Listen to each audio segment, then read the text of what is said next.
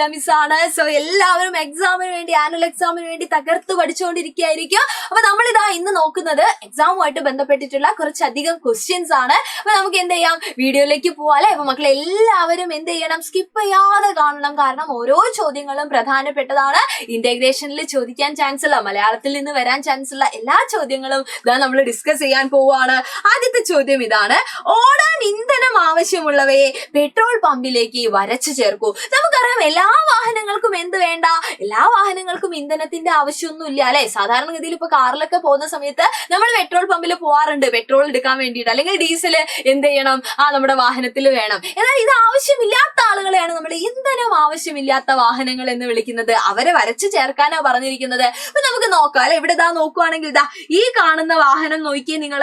ഇയാൾക്ക് ഈ പറയുന്ന ഈ പെട്രോൾ പമ്പിലേക്ക് ഇങ്ങനെ നമ്മൾ വരച്ചു ചേർക്കേണ്ട ആവശ്യമുണ്ടോ? ഒരാവശ്യമില്ല. കാരണം ഇയാൾ ആരാണ്? ഇയാൾ ആരാണ്? ഇന്ധനം ആവശ്യമില്ലാത്ത ഒരു വാഹനമാണ്.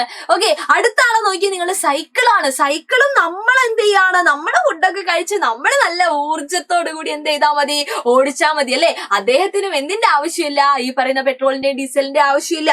അത് കഴിഞ്ഞുള്ള ഓട്ടോ ഉണ്ട്, നമ്മുടെ ജീപ്പ് ഉണ്ട്, നമ്മുടെ ലോറി ഉണ്ട്.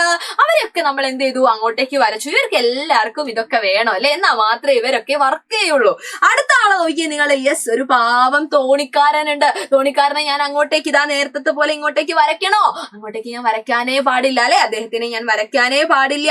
ഇനി നമ്മൾ ഈ കാണുന്ന വാൻ ആയിക്കോട്ടെ, JCB ആയിക്കോട്ടെ, ബൈക്ക് ആയിക്കോട്ടെ, കാർ ആയിക്കോട്ടെ, ഇവർക്കൊക്കെ എന്ത് വേണോടാ? ഇവർക്കൊക്കെ ഇന്ധനം ഉണ്ണോ അല്ലെ, ഇന്ധനം ആവശ്യമാണ്. അപ്പൊ ഇന്ധനം ആവശ്യമില്ലാത്ത കുറച്ച് വാഹനങ്ങൾ എന്ന് പറഞ്ഞു കഴിഞ്ഞാൽ ഇവിടെ കാണുന്ന രീതിയിൽ നമ്മൾ 3 പേരെ വരച്ചിട്ടുണ്ട്. ഇനി ഇതല്ലാതെ നമുക്കറിയാം അല്ലെ, ഇപ്പൊ ചങ്ങാടോ ആയിക്കോട്ടെ, നമ്മുടെ കാളവണ്ടി ആയിക്കോട്ടെ, കുതിരവണ്ടി ആയിക്കോട്ടെ, ഒക്കെ എന്താണ് ഈ ഒരു കാറ്റഗറിയിൽ വരുന്ന ആളുകളാണ്. അപ്പൊ അതൊക്കെ നമ്മുടെ മനസ്സിൽ ഉണ്ടാവുക കേട്ടോ, ഓർമ്മയുണ്ടാവില്ലേ? അടുത്ത ചോദ്യത്തിലേക്ക് പോവാണ്.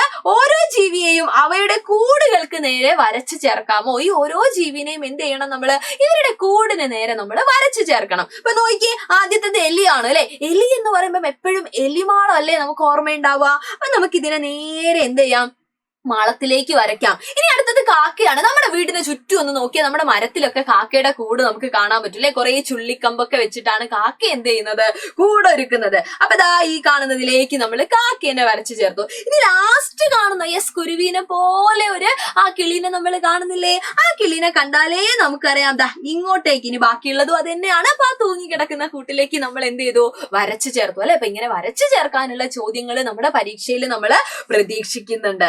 ഓക്കെ, അപ്പൊ അടുത്തൊരു ചോദ്യമുണ്ട്.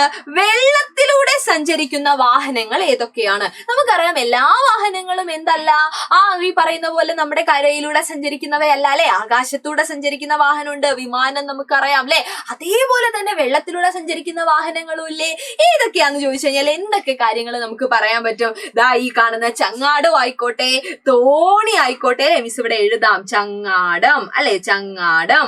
അതുപോലെ തന്നെ എന്താണ് നമ്മുടെ തോണി, അതുപോലെ നമ്മുടെ എന്താണ് ബോട്ട് അല്ലെ. ബോട്ടിലൊക്കെ മക്കൾ കയറിയിട്ടുണ്ടാവും അല്ലെ. കപ്പലായിക്കോട്ടെ, ഇവരൊക്കെ പ്രത്യേകത എന്താണ്, ഇവരൊക്കെ എന്ത് ചെയ്യുന്നു, വെള്ളത്തിലൂടെ സഞ്ചരിക്കുന്ന ആളുകളാണ് അല്ലെ. അപ്പൊ നോക്കിയാൽ നിങ്ങൾ കുറച്ച് സമയത്തിനുള്ളിൽ തന്നെ എന്തോരം ചോദ്യങ്ങൾ നമ്മൾ പഠിച്ചു. ഇനിയും നമുക്ക് എന്ത് ചെയ്യണം, കുറെ ചോദ്യങ്ങൾ ഇനിയുള്ള ദിവസങ്ങളിൽ പഠിച്ചുകൊണ്ടേയിരിക്കണം. അപ്പൊ മക്കൾ എന്ത് ചെയ്യാ, നിങ്ങളുടെ ഫ്രണ്ട്സിനൊക്കെ ഈ വീഡിയോ ഷെയർ ചെയ്ത് കൊടുക്കുക, ലൈക്ക് ചെയ്യാനും മറക്കണ്ട. നമുക്ക് ബാക്കി ചോദ്യങ്ങളൊക്കെ ആയിട്ട് വീണ്ടും കാണാടാ. Thank you so much and by.